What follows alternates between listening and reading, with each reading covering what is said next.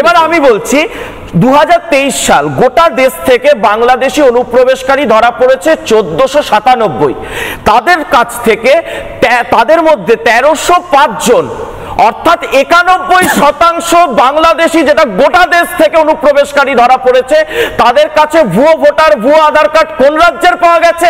বিহারের পাওয়া গেছে, অসমের পাওয়া গেছে, ত্রিপুরার পাওয়া গেছে, ইউপির পাওয়া গেছে? না, পাওয়া গেছে পশ্চিমবঙ্গের। এটা কি আমাদের লজ্জার নয়?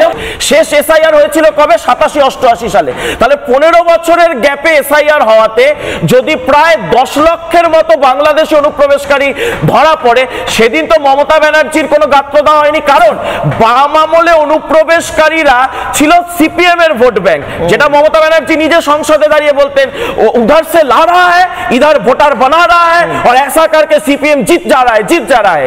এইবার যেই সময় বাম আমলের এই অনুপ্রবেশের কুটির শিল্পটাকে মমতা ব্যানার্জি তৃণমূলে এসে বৃহৎ শিল্প করেছে, আর তো কোনো শিল্প নেই।